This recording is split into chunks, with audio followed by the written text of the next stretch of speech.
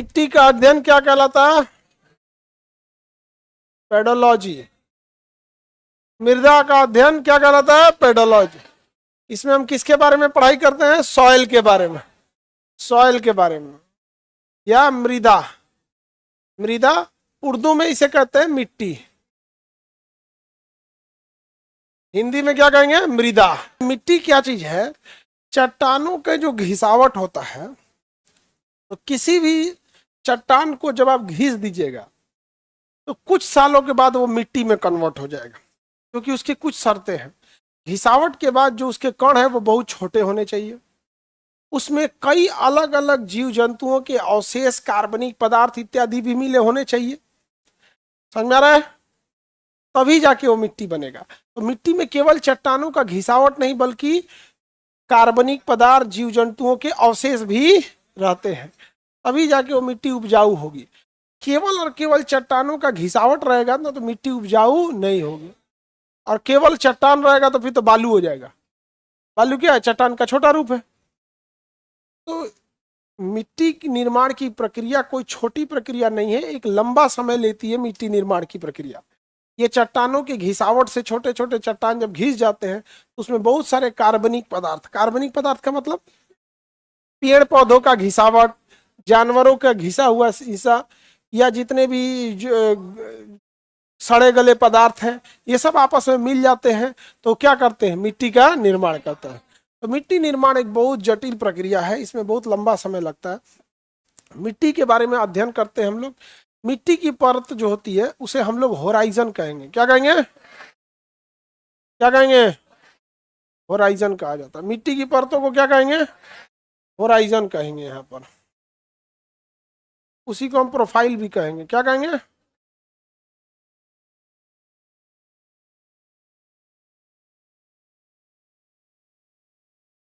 Horizon. क्या कहेंगे? Horizon. इसी को हम क्या कहेंगे? प्रोफाइल। तो होराइजन कितने टाइप का होता है भैया? होराइजन 5। होराइजन ओ, ए, बी, सी और आर। समझ में गया? जब हम इन चारों को मिला देते हैं तो इसी को कहेंगे soil profile. Soil profile. Soil profile जब हम चारों होराइजन को मिला देते हैं तो क्या कहते हैं? Soil profile. ये होराइजन क्या होता है? होराइजन मतलब परत। होराइजन मतलब परत। तो जब हम सभी परतों को मिला देते हैं तो उसे हम लोग प्रोफाइल कहते हैं, सॉइल प्रोफाइल। मृदा परिच्छेद, मृदा परिच्छेद, मृदा परिच्छेद। समझ में गया? और सिंगल सिंगल परत पढ़ना है तो होराइजन। तो देखिए, मिट्टी की जो सबसे बाहरी परत होती है ना, मिट्टी की जो सबसे बाहरी परत, जो सबसे ऊपरी परत होती है, इसे हम लोग ऑर्गेनिक परत बोलते हैं, क्योंकि इसी में आप जानवरों के गोबर से बना हुआ खाद डाल देते हैं। पत्तियां वगैरह सड़ के इसी के ऊपर पड़ी रहती हैं। खेत वगैरह में देखिए पेड़ पौधों की पत्तियां सड़ जाएंगी तो इसी में रहेगी। जीव जंतु यदि मर जाते हैं, कोई चूहा मर गया हो, जानवर मर गया हो, कुत्ता बिल्ली पक्षी कोई मर गया हो, तो ये सारे ऊपरी परत पे ही रहते हैं। तो इसे हम लोग ना कार्बनिक परत या ऑर्गेनिक परत कहते हैं, जिसे हम लोग ओ से दर्शाते हैं। क्या दर्शाते हैं? ओ से। तो ओ वाली जो परत है इसमें सबसे ज्यादा क्या पाया जाएगा? कार्बनिक। क्या पाया जाएगा? कार्बनिक। तरीके दुका लिखा गया हो, ऑर्गेनिक लिख दे। अब ठीक है। अच्छा, इसमें रहेगा, इस पे नहीं रहेगा। अब सही है, एक हटा दें। चलो तो जब पहुंचिया बच गया इसका, अब आपने एडजस्ट कर देना। कार्बनिक कहिएगा, या इसी को हम लोग ह्यूमस कहते हैं। क्या कहेंगे? ह्यूमस। ह्यूमस मतलब होता है उसके जो अवशेष वगैरह हैं वही चीज को। तो जो होराइजन ओ है उसमें क्या पाया जाएगा? बाहरी परत। तो किसी भी मिट्टी में आप देखिएगा तो उसको हाथ से इसे ना इसे बटोरने की कोशिश कीजिएगा। तो इसे हाथ से इसे बटोर के ऊपर से जितना परत आ रहा है उसको देखिएगा, सबसे ज्यादा उपजाऊ वही परत है जो ऊपरा से इसे उठा लेते हैं। झाड़ू मारिएगा, जो ऊपर की परत निकलेगी ना वो क्या है?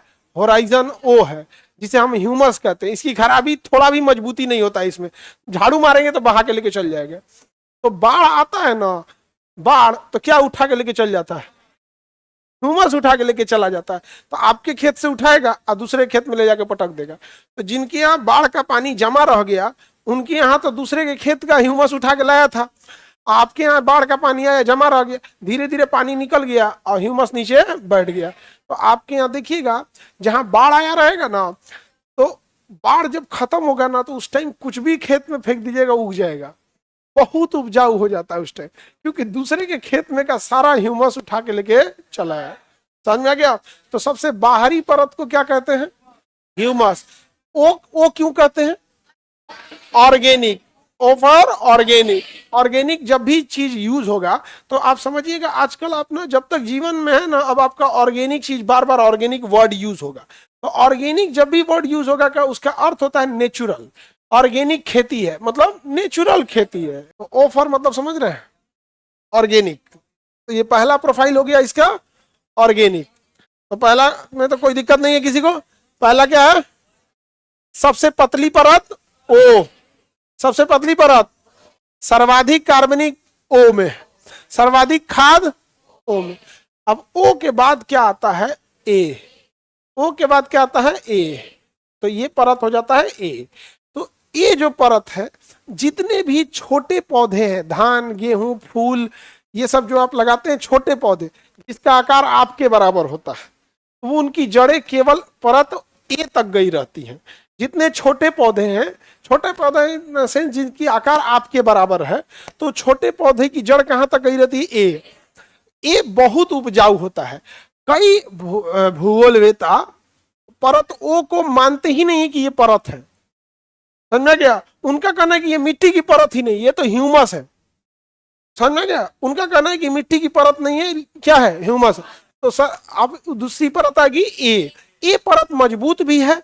ए परत क्या है? मजबूत। तो आप जब धान की रोपाई करते हैं या गेहूं बोते हैं या फिर मक्के का बीज लगाते हैं, तो किसी भी पौधे का बीज लगाते हैं तो आप धंसाते हैं किसको? ओ को। ओ को हटा के किस में रख देते हैं? ए में, क्योंकि ओ के अंदर मजबूती नहीं है, बहा के लेके चला जाएगा। समझ में आ गया कि नहीं आ गया? तो कहां चला गया? ए में। तो जितने भी छोटे पौधे हैं उनकी जड़ कहां तक रहती है? ए तक। अच्छा, बड़े पौधे रहेंगे तो उनका जड़ कहां रहेगा? बी तक। बड़े पौधे रहेंगे तो उनका जड़ कहां तक रहेगा? बी। और छोटे पौधे हैं तो ए। सी वाला जो पौधा परत होता है, इसमें चट्टान पाए जाते हैं। क्या पाए जाएंगे? खेती के लिए अच्छा नहीं होता है। और इसके बाद तो रॉक परत होता है, आर। आर मतलब रॉक। आर मतलब रॉक। बड़ी बिल्डिंगों की नींव कहां दी जाती है? तो ये सबसे ज्यादा चट्टानें किसमें पाई जाती है? आर। और सबसे मजबूत परत आर। खेती थोड़ी भी नहीं की जा सकती है आर पर, खेती के लिए खराब माना जाता है सी। बड़े पेड़ पौधे के जड़ कहाँ आते हैं? छोटे पौधे का जीव जंतु, जीव जंतु ए में रहते हैं। ए में वो ऊपरा कौन जीव जंतु रहेगा जी? चूहा वगैरह इसमें, हाँ चींटी रहेगी ऊपरा। यहाँ पे वो भी खोद के कहा जाएगी? ए में। चींटी, दीमक, सांप, चूहा, ये सब किस में जाएंगे? सब ए में। केचुआ, ये सब किस में जाएंगे? ए। टहलने आते हैं सब किस पे? ओ पे। कोई है इधर? क्या है भाई? सब अपना टहल वहल के, जहां कुछ कीजिएगा तो भाग जाएंगे सब, अपने ए में भाग जाते हैं सब। तो ये होराइजन समझ में आ गया। अब देखिए, अब इसमें कुछ लोग सोचेंगे कि इसकी गहराई कितनी होती है। बिना मतलब के चीजों को याद करके आप अपने दिमाग पे बर्डन मत डालें कि ये 10 फीट हो जाएगा, ये 30 फीट हो जाएगा, ये 60 फीट हो जाएगा, ये 200 फीट हो जाएगा। ऐसे क्या जरूरत है याद करने की?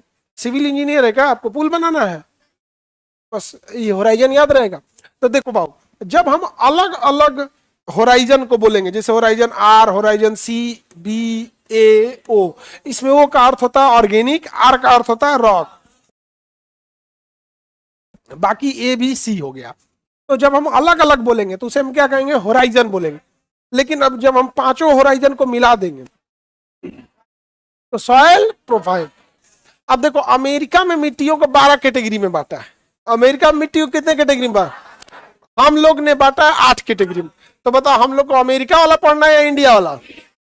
इंडिया वाला पढ़ना है। तो इंडिया में मिट्टियों को Indian Council for Agriculture Research, Indian Council for Agriculture Research, Delhi है इसका मुख्यालय, आईसार। समझ आ गया? ICAR, Indian Council for Agriculture Research. मिट्टियों को कितने भाग में बांटे हैं? 8 भाग में। कितने भाग में? 8 भाग में बांटे हैं। तो हम लोग पहले इन मिट्टियों को पढ़ते हैं।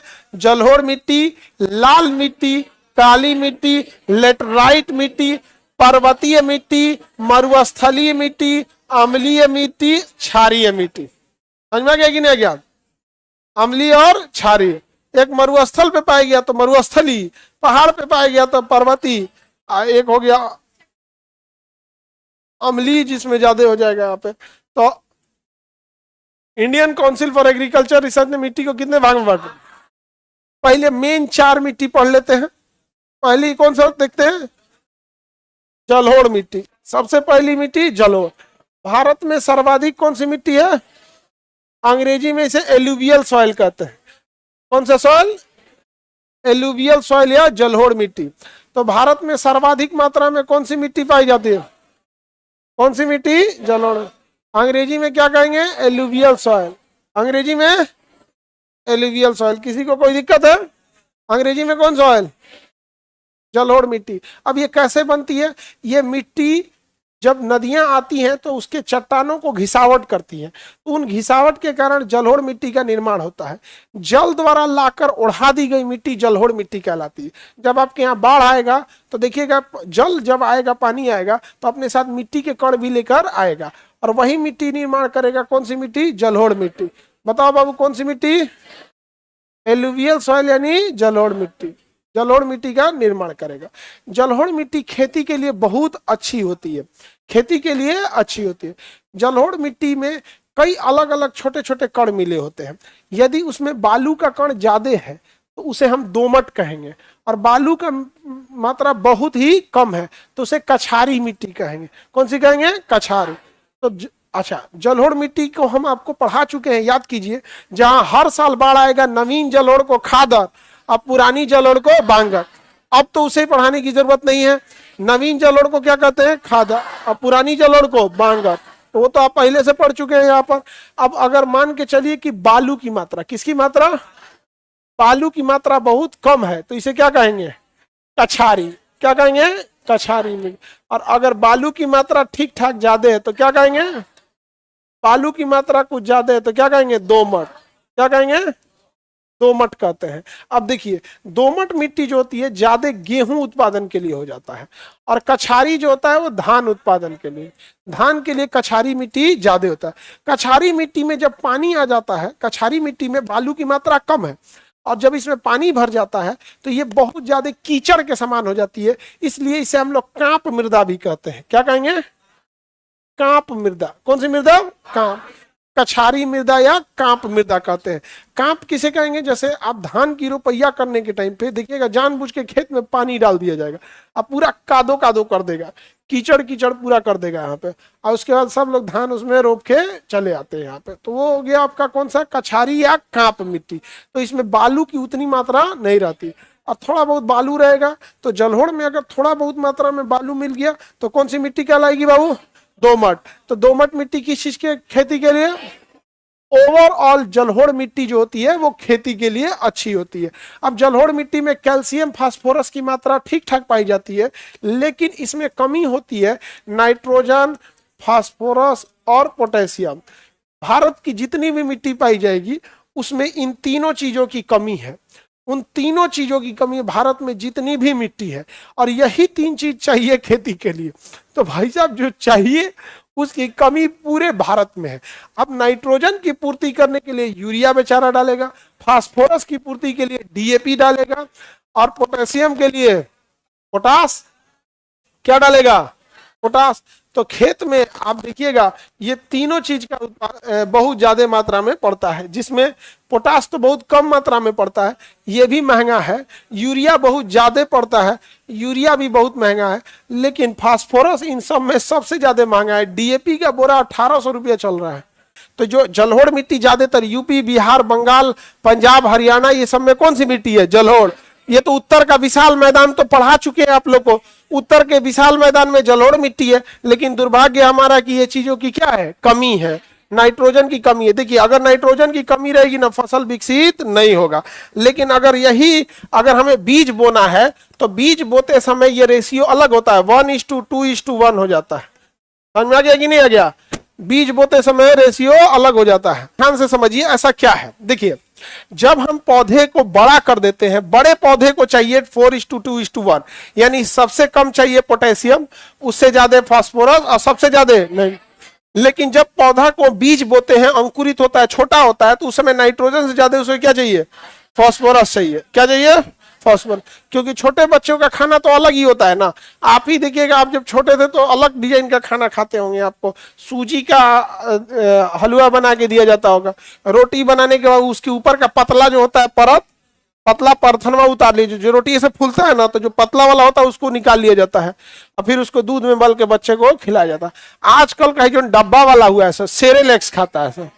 तो एनपीके समझ में आ गया? बीज बोते समय सबसे ज्यादा जरूरत। और पौधे के लिए फास्फोरस के लिए किसका प्रयोग करते हैं? डीएपी। क्या प्रयोग करेंगे? Di ammonium phosphate, DAP, di ammonium phosphate. उसमें फास्फोरस रहता है। ये तो पोटास का यूज कर लेंगे, इसके लिए यूरिया का यूज करें। समझ में आ गया? पोटेशियम जो होता है ये फास्फोरस होता है। जानवरों की हड्डियों में क्या पाया जाता है? फास्फोरस। तो जितने स्लाटर हाउस है उसमें उसकी जो हड्डियां निकलती है उसे क्या बना लेते हैं? फास्फोरस। यहाँ पे जलोढ़ मिट्टी समझ में आ गया? जलोढ़ के बाद होती है लाल मिट्टी। कौन सी मिट्टी? लाल मिट्टी। कौन सी मिट्टी? लाल मिट्टी में क्या है भैया? Iron oxide. क्या चीज है?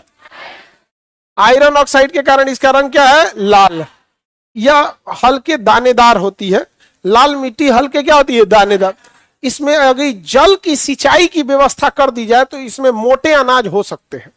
यदि जल की सिंचाई की व्यवस्था कर दी जाए तो मोटे अनाज जैसे बाजरा, जौ, ज्वार, गेहूं भी हो सकता है, मक्का ये भी हो सकता है, लेकिन उसके लिए फिर सिंचाई की व्यवस्था आपको ज्यादा करनी पड़ेगी। ये हल्का मोटे दाने के समान होता है। आयरन ऑक्साइड की मात्रा ज्यादा होती है। इसमें खनिज ज्यादा पाए जाते हैं। इसके अंदर क्या ज्यादा पाया जाएगा? वो खनिज। तो ये खेती से ज्यादा खनिज के लिए अच्छी पाई जाती है। पठारी क्षेत्र पे लाल मिट्टी की अधिकता है। भारत का जो पठारी क्षेत्र है ना, वहां किस मिट्टी की अधिकता है? लाल मिट्टी की। उत्तर का जो विशाल मैदान है उसमें झारखंड और उड़ीसा में लाल मिट्टी। झारखंड उड़ीसा में, कर्नाटक आंध्र प्रदेश लाल मिट्टी ज्यादा है सर। कैसी मिट्टी है?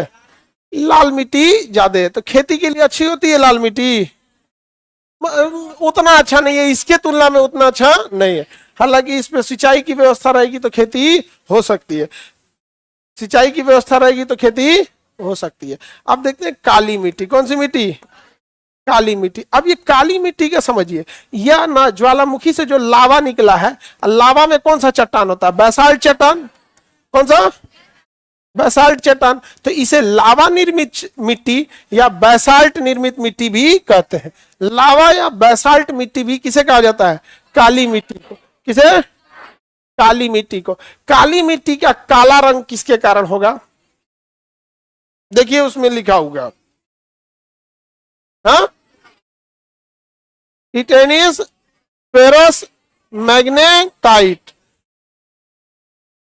नहीं लिखा? आपने मटेरियल हाईलाइट भी किया होगा, पढ़िए।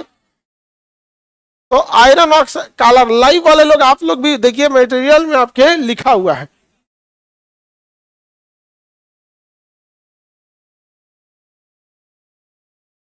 Tetani ferrous magnetite. Titaniferous magnetite. इतना बड़का याद रखने से अच्छा फेरस मैग्नेटाइट याद रखिए। फेरस मतलब लोहा, अब मैग्नेटाइट मतलब मैग्नेट। मैग्नेटाइट मतलब लोहा, तो फेरस मैग्नेटाइट बस याद रखें। मैग्नेटाइट मतलब मैग्नेट से याद रखें। मैग्नेट किस कलर का होता है? काला। मैग्नेट किस कलर का होता है? काला। तो बताइए, फेरस मैग्नेटाइट काला, आयरन ऑक्साइड लाल, फेरस मैग्नेटाइट आयरन ऑक्साइड लाल। तो बताइए ये किसके कारण होता है? फेरस मैग्नेटाइट के कारण कैसा हो जाता है? काला। इसी का दूसरा नाम होता है रेंगुर मिट्टी। कौन सी मिट्टी? रेंगुर मिट्टी। कौन सी मिट्टी? रेंगुर मिट्टी। काली मिट्टी का दूसरा नाम रेंगुर मिट्टी। किसके घिसावट से बना है? बैसाल्ट या लावा से बना। बैसाल्ट या लावा से बना है। समझ में आ रहा है कि नहीं?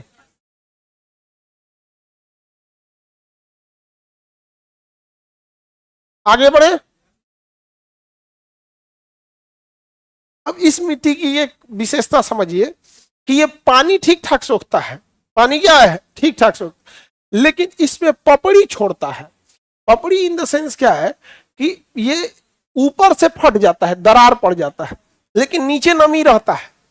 ऊपर में उतनी नमी नहीं रहेगी तो पानी सोखता है, सबसे ज्यादा पानी सोख लेता है कौन सी मिट्टी?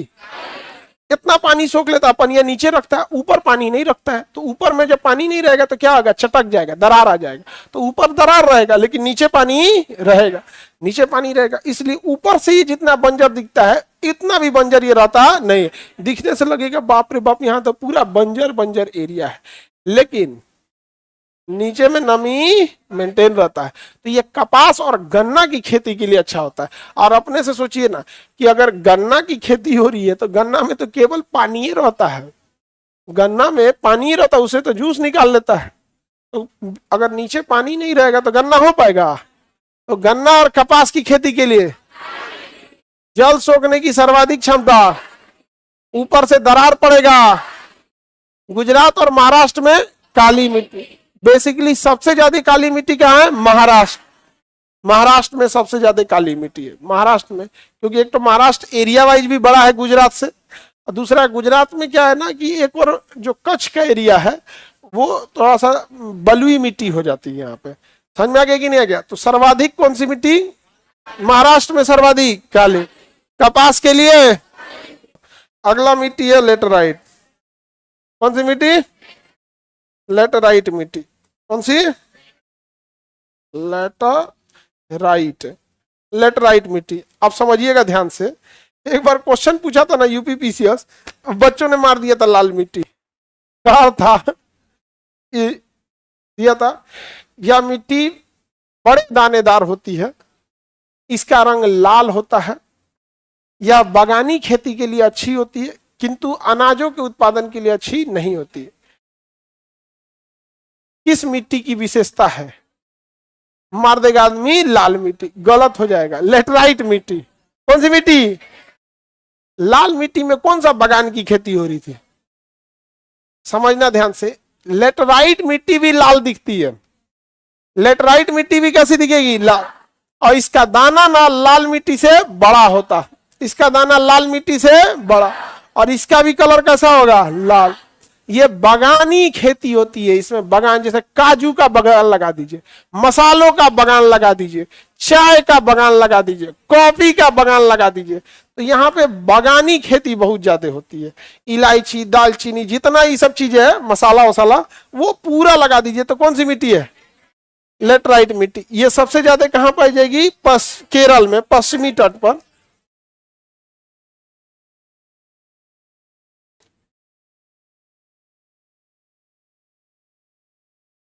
देखिए यहां से यहां तक ये क्रॉस बनाएंगे ना, ये कौन सी मिट्टी है? लेटराइट मिट्टी। तो केरल में लेटराइट मिट्टी, तमिलनाडु में भी थोड़ा सा, सॉरी कर्नाटक में, और गोवा में लेटराइट।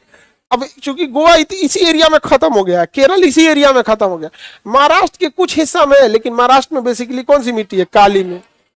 गुजरात में भी, गुजरात में काले, महाराष्ट्र में काली मिट्टी होती है। महाराष्ट्र में, गुजरात में, मेघालय में भी काली मिट्टी, काली मिट्टी। महाराष्ट्र में, गुजरात में, ये वाली लेटराइट मिट्टी। कैसी मिट्टी है ये? लेटराइट मिट्टी है, लेटराइट मिट्टी है यहाँ पर। और ये एरिया जो है ये लाल मिट्टी का है, ये सारा एरिया लाल में। तो जो ब्लू कलर से रंगे हैं ये कौन सी मिट्टी है? लाल में। जो ब्लू कलर से रंग दिए हैं लाल मिट्टी है। और ये वाला लेटराइट मिट्टी। कौन सी मिट्टी? लेटराइट मिट्टी, लेटराइट मिट्टी, याद रहेगा। और जलोढ़ कहाँ है भाई? जलोढ़ को किस कलर से करते? ये सब का सब जलोढ़। समझ में आ गया? कटपिट मार देते हैं। ये कौन सी मिट्टी है बताओ? पंजाब, हरियाणा, राजस्थान। क्या कंप्लीट राजस्थान जलोढ़ है? हाँ नहीं है, लेकिन complete Punjab, Haryana, UP, Bihar, Bengal, completely क्या है? Punjab, Haryana, UP, Bihar, Bengal, Punjab, Haryana, UP, Bihar, Bengal, Assam. यहां से लेके यहां तक कौन सी मिट्टी? जलोढ़। कौन सी मिट्टी? अब ये जो लेटराइट मिट्टी है ये मसालों के लिए। ये कैसे बनती है? जब बहुत जोर से बारिश होती है ना तो मिट्टी के छोटे छोटे कण अंदर चले जाते हैं, बड़ा बड़ा कण कहाँ रहता है? ऊपर। तो जोर से बारिश होने का ये नतीजा होता है कि मिट्टी के महीन कण कहाँ चले जाते हैं? नीचे। अब पथरीला मिट्टी कहाँ रहेगी? ऊपर। तो दिखने में ये बंजर लगेगी लेकिन सारा छोटा छोटा महीन अच्छा भाग कहाँ है? नीचे। अब यहाँ पे ये क्यों होती है? क्योंकि यहाँ एक पहाड़ खड़ा है, नाम है पश्चिमी घाट। अब आप समझिए यहाँ पे कौन सा पर्वत खड़ा है? पश्चिमी घाट। और जब बारिश होगी, क्या होगी? बारिश। तो बारिश होगी तो सारा पानी किससे टकराएगा? पश्चिमी घाट। सारा बादल टकराएगा पश्चिमी घाट से। अब बरस जाएगा इधर, इधर बरस जाएगा। जब यहाँ बरसेगा तो इधर मिट्टी के जो छोटे छोटे कण अंदर चले जाएंगे। अब बड़े बड़े पथरीले भाग ऊपर हो जाएंगे। पथरीले भाग कहाँ हो जाएंगे? तो यहाँ काजू, मसाला, चाय, कॉफी ये सब ज्यादा होता है। इससे अगर आप मिट्टी से, इस मिट्टी में पानी तो खूब सोखा है ये, अगर आप इस मिट्टी को पका के ईंटा बनाइएगा तो वह ईंटा सबसे मजबूत होगा। तो सबसे मजबूत ईंटा लेटराइट।